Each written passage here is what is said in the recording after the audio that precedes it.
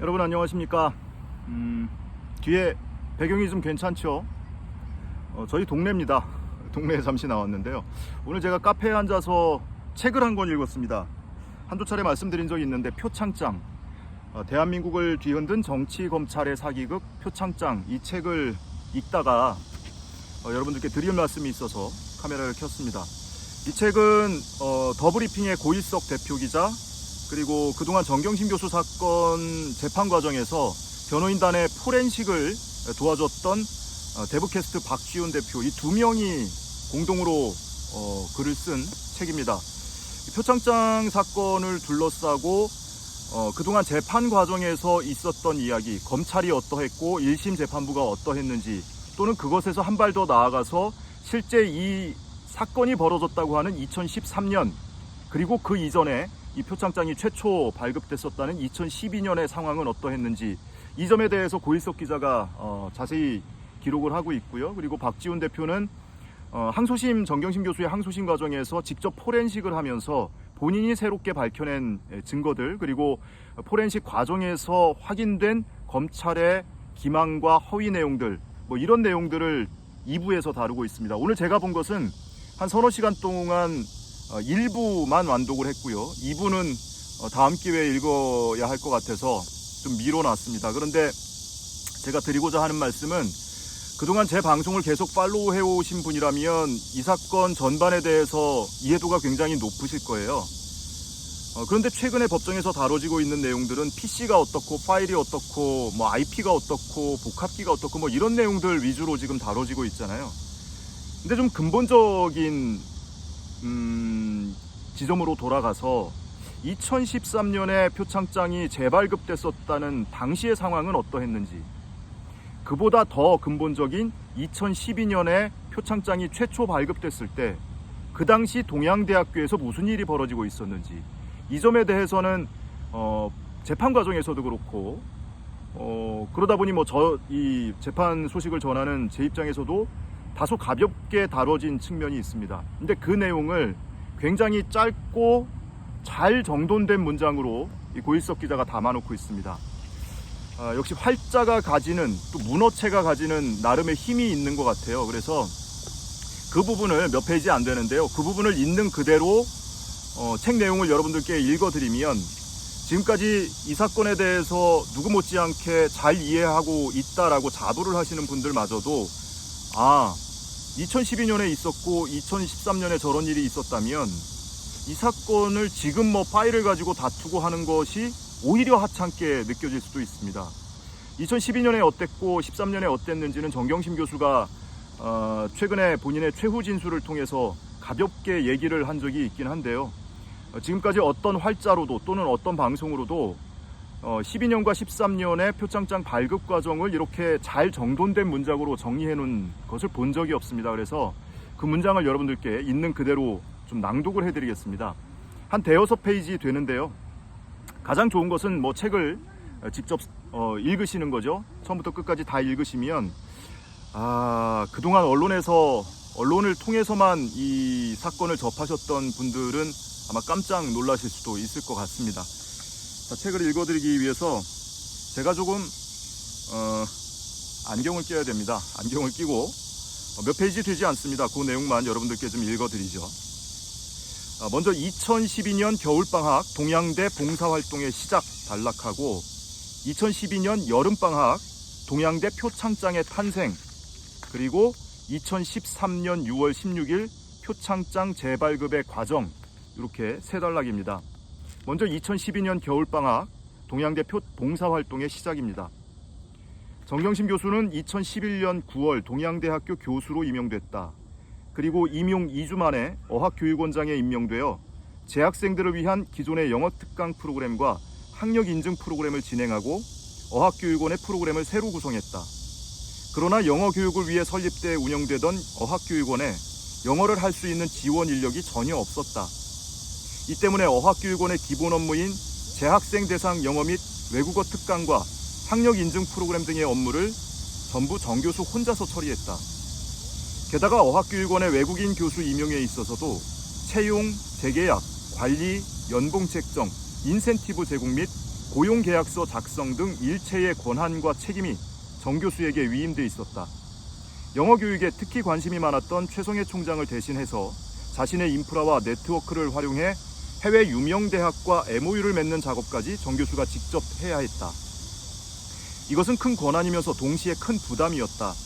정 교수는 최성해 총장에게 영어를 할 수 있는 인력을 지원해달라고 계속 요청했지만 전혀 이루어지지 않았다. 정 교수는 부임하자마자 단과 대학장급의 신임을 얻고 권한을 부여받아 동료 교수들의 부러움과 견제를 한몸에 받았지만 다른 한편으로는 지원 인력이 전혀 없는 과중한 업무에 허덕이고 있었다.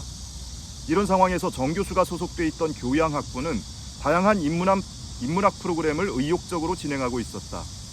그 과정에서 2011년 겨울방학 때 영주 지역 우수 고등학생들을 대상으로 한 인문학 영재 프로그램을 준비하면서 정 교수는 영어 에세이 쓰기를 기획에 포함시켰다. 지역의 우수 학생들에게 고급 영어를 접할 기회를 만들어보자는 취지였다. 한편 정경심 교수가 동양대 교수로 임용되자마자 아무런 지원 인력 없이 단과 대학장급의 업무에 시달리는 동안 딸 조민 씨는 캐나다에 교환학생으로 가 있다가 2011년 12월에 귀국했다. 혼자서 모든 일을 감당하느라 허덕이던 정 교수는 몇 주 뒤 개강 예정이었던 동양대 인문학 영재과정 준비에 조민 씨를 투입시켰다. 모녀 사이이니 시켰다고 할 수도 있고 부탁했다고 할 수도 있다. 그러나 일의 성격상 프로그램 준비 및 수행의 역량을 가진 인력을 투입시켰다고 표현하는 것이 가장 정확하다. 조민 씨는 단순히 영어를 잘하는 대학생이 아니었다.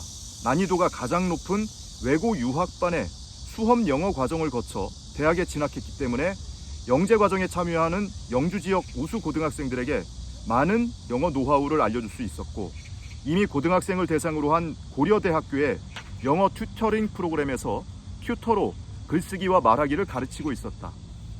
게다가 조민 씨는 미국에서 고등학교에 재학하던 시절 정경심 교수로부터 영장문과 영문학 과목에 첨삭을 받아온 바가 있어서 정 교수를 보조하기에 대안의 여지가 없는 최고의 적임자였다.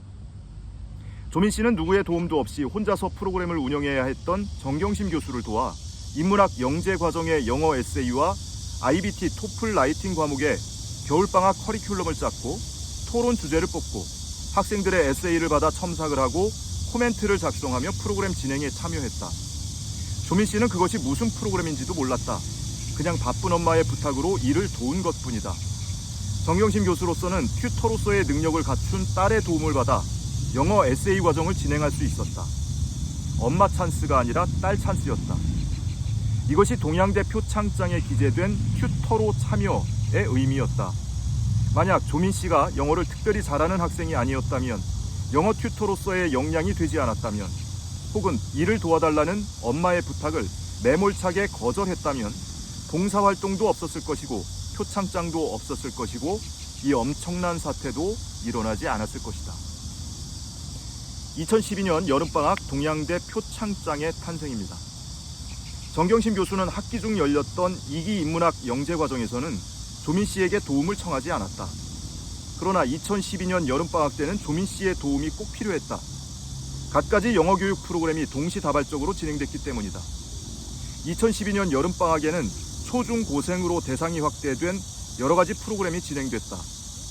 조민 씨는 정경심 교수의 연구실에 자리를 잡고 정 교수가 수시로 시키는 일들을 그때그때 해냈다. 때로는 장소를 이동할 때 학생들을 인솔하기도 했고 각 과정의 강의와 교재 준비, 평가, 출석 체크, 수료식 준비 등의 잡무들도 도왔다. 1기 영재 과정에서는 커리큘럼, 교재 준비, 첨삭 등의 튜터 역할에 집중했다면 2012년 여름방학 프로그램에서는 말 그대로 전방위로 온갖 일을 도맡아 했다. 그러다 보니 겨울방학 때와는 달리 학교에서 보는 사람들이 많아졌다. 나중에 표창장을 제안했던 강모 교수는 워낙에 예쁘게 생기고 활발해서 안 볼 수 없었다고 말했다. 조민 씨를 자주 본 사람 중에는 최성해 총장도 있었다. 최 총장은 2012년 여름방학 동안 조민 씨를 학교 내에서 만나 정경심 교수와 함께 식사도 하고 조민 씨에게 용돈을 주기도 했다. 또한 TBS 김어준의 뉴스공장에서 전화 인터뷰를 통해 조민 씨를 자주 봤으며 최성해 총장이 조민 씨를 예뻐해 며느리로 삼고 싶어 했다는 충격적인 증언을 했던 최 총장의 조카 매저마저 씨 이모 씨도 있다. 정경심 교수는 당연히 딸에게 늘 고맙고 미안하고 또한 자랑스러웠다. 조민 씨를 알아보는 동료 교수들이 많아지자 정 교수는 자랑도 하면서 수고하는 데 대한 미안함도 표시했다. 최 총장도 정 교수가 늘 딸 자랑을 했다고 얘기했다. 여름방학 프로그램이 마무리되던 2012년 8월 중순 정경심 교수를 포함한 여러 교수들이 입학처장실에 모여 환담을 나누던 중 조민 씨가 화제에 올랐다. 정 교수는 겨울방학 때부터 조민 씨가 영재 프로그램과 관련된 여러 일을 해왔다고 얘기했고, 방학 기간 동안 조민 씨를 자주 봤던 입학처장 강모 교수는 그렇게 수고했는데 뭐라도 해줘야 하는 것 아니냐며 조민 씨의 수고에 보답해줄 수 있는 방법을 찾자고 화두를 던졌다. 당시 여름방학 프로그램에는 재학생들도 스텝으로 참여했었는데 이들에게는 근로장학금 명목의 인건비가 지급됐다. 그러나 조민 씨는 동양대 학생이 아니므로 인건비를 지급할 수도 없었다. 그러다가 표창장이라도 주자는 얘기가 나왔다. 물론 그것을 대단한 보상이나 포상의 의미로 말한 것은 아니었다. 마땅히 해줄 것이 없으니 표창장이나 해주자는 뜻이었다. 그 자리에는 입학처장 강모 교수는 물론 인문학 영재 프로그램과 관련된 여러 교수들이 함께 있었다. 그들은 그냥 동료 교수이며 보직 교수가 아니라 인문학으로 지역사회에 기여하려는 뜻을 함께 했던 동지들이었다. 강모 교수는 정경심 교수에게 표창장권을 적극적으로 권했다.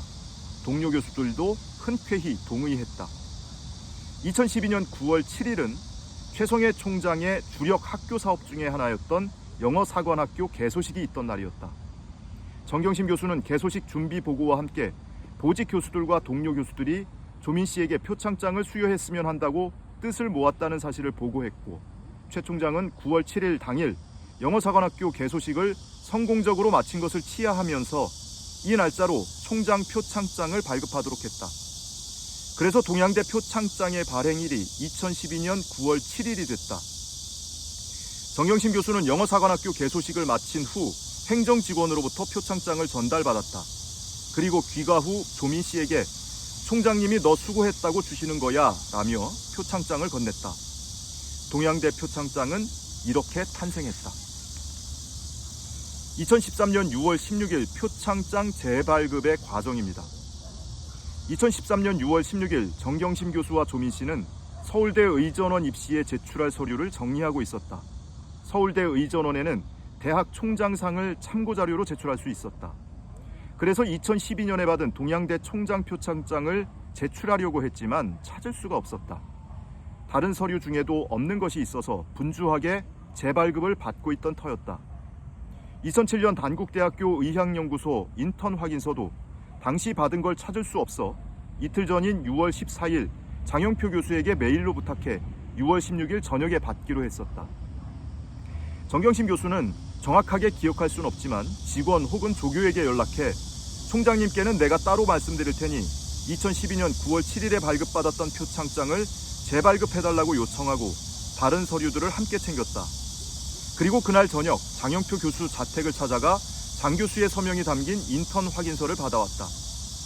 6월 17일 정 교수는 학교에 출근하자마자 재발급된 표창장을 건네받고 영주 고속버스 터미널에서 고속버스 퀵으로 서울 안암동 조민 씨의 숙소로 보냈다.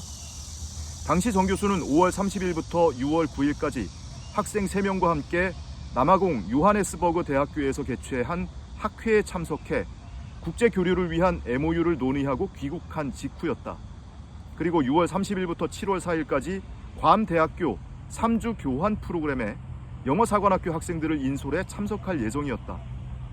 이 프로그램들은 최성해 총장의 지대한 관심과 지원으로 이루어지고 있던 프로그램이어서 다른 교수들의 우려와 질시를 동시에 받고 있었다. 17일 오전 10시에 있었던 보직자 회의에서 정 교수는 남아공 출장과 괌대학교 교환 프로그램 계획을 보고하고 최성해 총장과 티타임을 가졌다.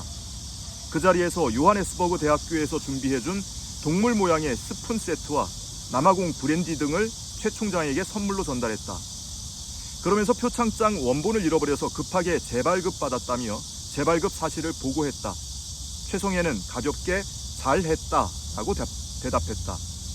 그리고 정 교수는 조민 씨가 서울대 의전원에 지원할 것이라고 말했고, 최 총장은 너무 부담 가지지 말라며 의사 안 하면 어떠냐. 내 아들도 처음에 의사 한다고 했는데 반대해서 접었다라며 격려했다. 이런 내용을 담고 있습니다.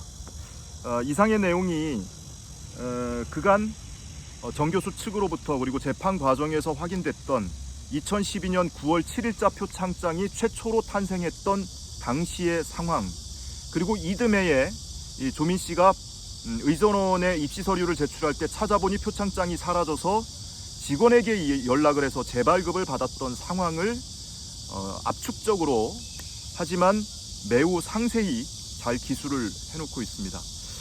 이후의 내용은 그간 법정에서 다퉈졌던 내용, 그리고 최성해 전 총장의 어떤 악의적인 의도를 증명할 수 있는 여러 가지 정황들, 그리고 본인의 발언들, 그리고 법정에서 1심 재판부와 검찰이 어떻게 이 사건을 왜곡하고 비틀면서 세간에서 조작이라는 비판을 들을 정도로 재판을 진행을 해왔는지, 이것을 일목요연하게 챕터별로 잘 정리를 해놨습니다. 가장 좋은 것은 이 책을 여러분들이 직접 읽어보시는 거고요. 책을 아직 못 보셨거나 또는 읽을 계획이 없는 분들이라도 2012년과 2013년 최초의 당시 상황이 어땠는지를 이해하시는 것은 이 상황, 이 사건 전체를 이해하는 매우 베이직한 정보가 될 거다 싶어서 여러분께 굳이 이 부분을 낭독을 해드렸습니다. 오늘은 드라이하게 활자화된 부분을 있는 그대로 낭독해 드리기로 제가 마음을 먹었기 때문에 제 추가 설명이나 의견은 덧붙이지 않겠습니다. 이 정도로 여러분들이 충분히 느끼시는 바가 있을 것이기 때문에 여기에서 영상을 마치겠습니다. 시청해주신 여러분 고맙습니다.